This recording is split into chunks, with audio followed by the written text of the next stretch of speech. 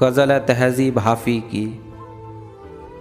एक और शख्स छोड़कर चला गया तो क्या हुआ, एक और शख्स छोड़कर चला गया तो क्या हुआ।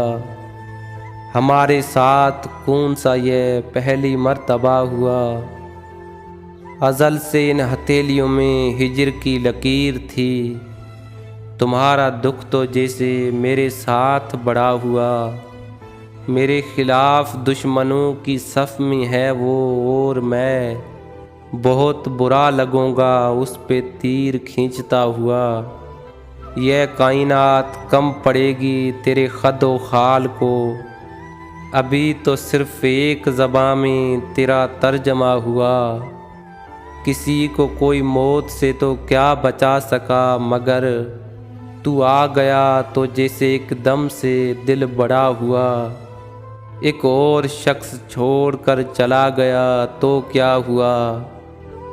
हमारे साथ कौन सा ये पहली मर्तबा हुआ।